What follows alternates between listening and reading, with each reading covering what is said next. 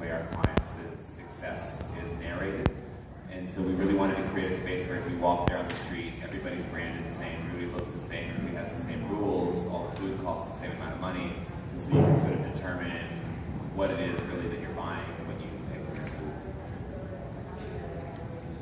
Hi guys, my name is Jessica Nguyen, and this is my lovely mother, Kim. We are part of Bicycle Banh, a Vietnamese food business based in San Francisco. We started very underground, making banh mi sandwiches out of a home kitchen and biking it around the parks in San Francisco. We've since then grown. We've been lucky to have been a part of many wonderful opportunities that has launched our business, one of which is the San Francisco Street Food Festival. We are 2 years into this business, working out of a shared space, doing catering, delivery, pop-ups, events. We basically deliver Vietnamese comfort food.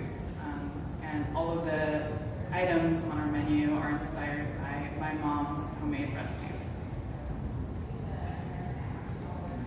So maybe my first question would be, what are some of the misperceptions that you have encountered as you're pricing and selling? For us, what we specialize in are banh mi sandwiches. So essentially, it's a street food that people in Vietnam have early in the morning, really late night.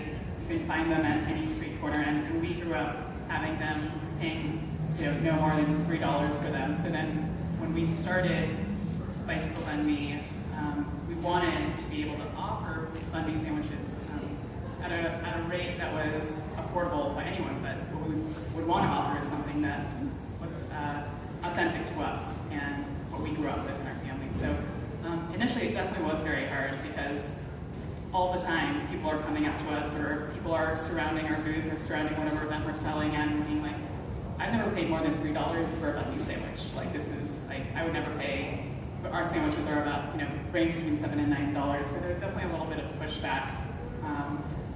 Though in the past few years, I do think that being a food business, a Vietnamese food business in the Bay Area, people are becoming more open to the idea of quality banh mi sandwiches or, authentic banh mi sandwiches that are made by, small food businesses and things like that. So it's been interesting.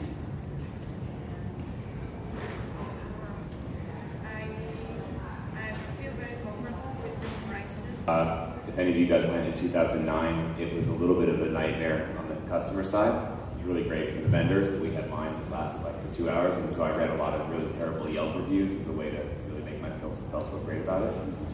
And afterwards, someone wrote a blog about it, and we tried really, really hard at our festival to cap on pricing. You're only allowed as a vendor to sell 3 things, which is probably the least convenient thing we do for vendors. It's a $3 beverage, a $3 small bite, and an $8 big bite, which makes it difficult to make money for the vendors. But the idea of it was to keep it affordable and relative to the prices in our neighborhood. And there was a blog post afterwards about how everything was so expensive at our festival for street food. And I've remembered that since then. I just think it's so dramatic. We have 40 vendors cooking food from scratch, and nothing costs more than $8. And there's still a blog post about how it's too expensive. It's bullshit street food. It's $8. So, what are some of the things that you do spend money on that do lead to higher prices? I'm assuming that you're charging a good amount for effort, disposable labor, and ingredients. So, what are some things you do that maybe folks who run a taco truck and sell them tacos or a coffee shop there sell sandwiches?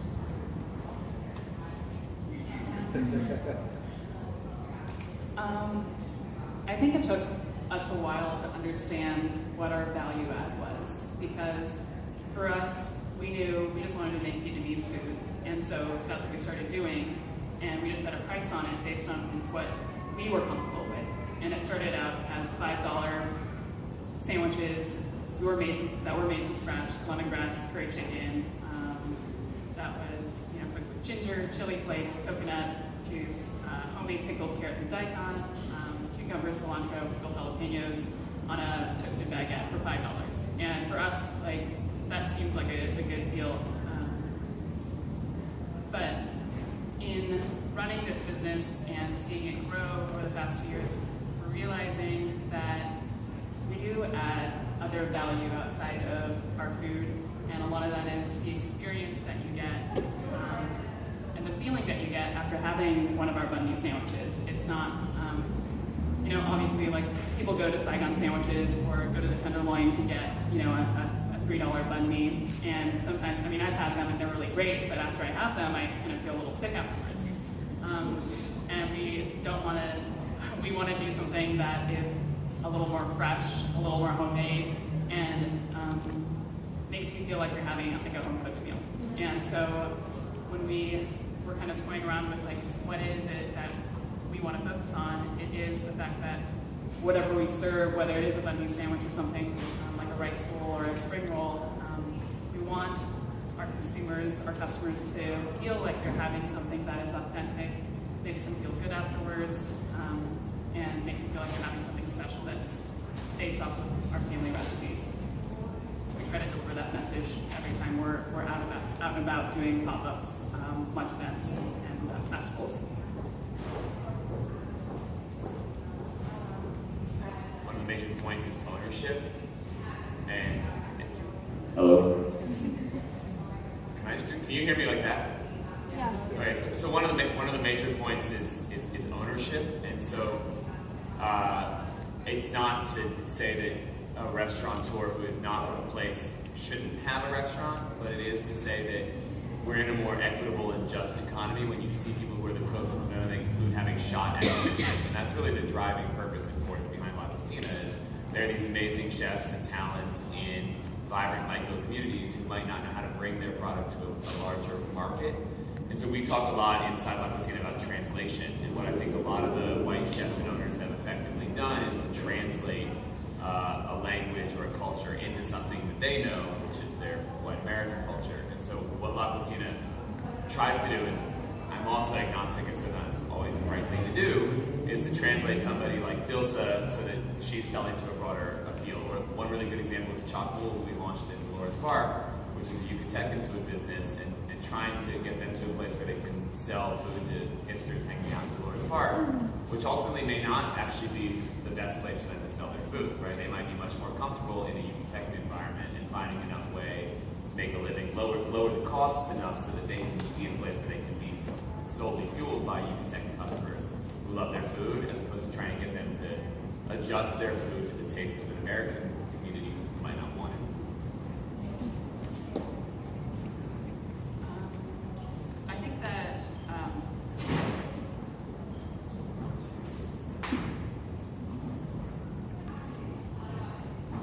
I think that I definitely have noticed that there are a lot of chefs and restaurants opening up that are trying to create a menu that is different from wherever they're from, whether that's a pop pop or I can't think of a Vietnamese one. Anyway. But I think overall it helps everybody. I mean, we're all part of a really big food community, and for us, like, if there are many different Vietnamese restaurants in town that are doing really great things, and if anything, it puts the word out there to everybody. Because for us, we're a pretty small business. We try to reach as many people as we can, but we don't have a brick and mortar, and we don't have a place that is permanent. So we can't reach a lot of people. But there are so many places around the city and the Bay Area that offer Vietnamese food, and so people recognize it, and when they see us, they recognize our food, and I think overall that helps everybody. And the idea of, like, you know, white chefs like interpreting Vietnamese food, I mean, everyone translates food differently. We don't do strictly traditional Vietnamese food. Our food is traditional to our family, and that's what we're trying to translate. And so for these chefs and restaurants, they're just trying to communicate what they are passionate about. So here's where I have to editorialize a bit too. I also think that one of the things, I mean, I was a restaurant critic for about 15 years and covered the entire spectrum of food. And One of the things that I've noticed is that there's that issue of translation, but one of the ways that it's kind of subtle and potent is through aesthetics. So it's the look of a restaurant, it's the look of the menu, the way the menu reads, the choices of the entrees are on the menu, there are all these little cues that I think that if you're charging a certain price point, that diners who want to pay that price point are looking for, and that sort of signifies to them, like, this is worth me spending my money on. So I guess what would be my question then to you guys is, how do you convey the story of what you're doing, like through the menu or through your decor or through your marketing materials, in a way that is effective for people who aren't as familiar with cuisine that you're serving? I think it's that a lot of, I think that especially being in San Francisco, having a food business in San Francisco, it's been really important to pay attention to those things outside of the actual item that you're serving your food. For us, like, our story has been a really big part of who we are, especially like how we started, very, very small, out of a home kitchen, very underground, then every step of the way, kind of sharing our experiences and how much we've grown. I think communicating that through social media has been really huge, and I never anticipated that it would, but we've been able to engage with a lot of people through that. Sharing photos obviously is very, very strong. People respond to that, and making sure that the way that we present and wrap our sandwiches are really clean and they look fresh all the time. So I think that's been very important for us. I think one other way to look at it and think about it is from like a consumer perspective. So at Lacocina, we start with marketing. It's one of the first core components of the curriculum that we work with our clients on, because they come in with really, really good food, but the idea is who you're going to sell that food to. And you make a decision at that point. Are you going to sell it to somebody who looks and eats like me, or are you going to sell it to somebody who looks and eats like Dils's family? And those may end up being more different consumer demographics than anyone would like to admit that they are, and for a variety of reasons, and they're going to react to different triggers. So like at our festival, when we first did it, we're like, okay, we're going to keep it really, really clean, no real brands, just be craft paper. But the reality is that appeals far more to like a hipster demographic than it does to our mission neighborhood, and that's just the truth. And I wish it wasn't that way. It's clean and beautiful. I wish everybody liked that, but there's something about that that signifies for a demographic, this is what this is going to be, and you may or may not be part of it. And when we did a branding exercise at Lacocina at the beginning, it was amazing. The branding tool brought these restaurant menus and asked us where we want to eat. And one of them, a bunch of them very pretty, and I want to eat all of them because they're all delicious. But there's a Chinese restaurant that has like a pink menu or a red menu, and it's terribly misspelled. And honestly, that's where I would like to eat, because my assumption is that they're selling their food to a Chinese demographic because they don't care about me at all. Which means that I'm going to go there and find something that I couldn't find at a place like Chino, where the menu is going to be entirely written for somebody like me. And I think that's like a really, really complicated space to be. And I think selling to both of those demographics is really difficult. Really, really. I think I can kind of have a handful of businesses, I think, that do that well.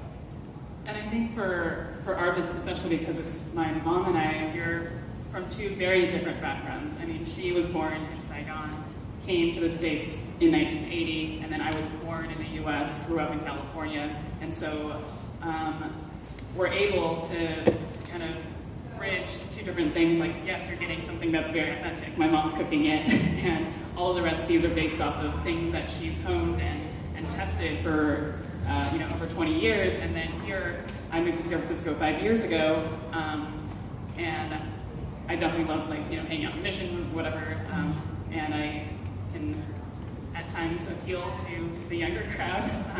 So I'm able to help communicate what my mom's trying to do and communicate what I grew up with to this audience, which at times usually is kind of under 30, 20, 30 somethings that are trying to experience authentic Vietnamese food. I guess I'd like to open this up to you guys and see if you guys have questions, either for the panelists or things, experiences you've had in your own businesses that you wanted to share. I'll just try to project. Yeah, I think the question. Both audiences. Sure. So I have a Middle Eastern bakery, and I'm trying to sell a quintessential street food in the Arab world, and it's something that doesn't exist here. So the Arab community in the Bay Area is an important part of my demographic because I want to evoke that nostalgia, but I also think that that's something that also the target market of the 20, 30-somethings who live here in the Bay Area who are looking for that multicultural and authentic experience are going to gravitate towards if they see members of the Arab community coming to my place. So I see them as both connected, and so I'm wondering if I have to choose, right, between, are those inherently different things that I'm evoking nostalgia, right, like as Dilsa was saying, of people from my community, but then also evoking curiosity or interest from a demographic that hasn't necessarily tried my flatbreads. So yeah, I'm grappling with that. If I have to choose, or do I focus on one or the other, or is it different marketing materials that I have to do to reach both target markets? And Caleb, you said that there are folks that you know of, there's a few that do it well, and I'm wondering who those folks are in your opinion, and what is their secret? Yeah. I'm in Dilsa's neighborhood too, so I know she doesn't.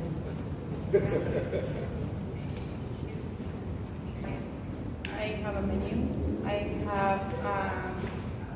I have stories to tell about food. In the last, Emily called me to talk about the cafes, and she asked me from the Chronicle, and then she said something like, where are your recipes from? And I said, all of them, I cook like my mom, but the carnitas, no? Because my mom didn't like pork. They have to create my own recipe for carnitas. So when I promote or when I talk about my business, I think people, like in general, like, so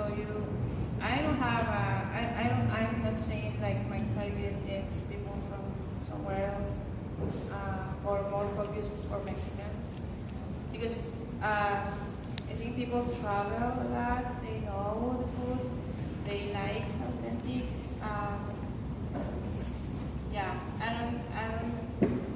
I don't think you have to have like, this is for people around the world from here or from Mexico. What is just to cook something sincerely. I think that if you want to make money off of your food, and that's your intent, it is useful to consider who your target market is so you can make decisions that are appropriate. But part of that might also mean understanding what it is that you're selling. And I think that you have a really interesting visual and like oral example in Bicycle Banh Mi of what that looks like when it's multi-generational or new immigrant based or second and first generation based, which is, I think when Jessica was talking, what I thought about was, it's not really the food you make, it's the food you sell. And so how are you going to sell that food? There's a lot of Mexican restaurants where the food they make is incredibly authentic it's incredibly true to its roots or whatever, and made by a Mexican cook. Black and white, in terms of it's either one or the other, you have to choose. But naturally, like when you're trying to build and grow your food business, you have to have some sort of consistency.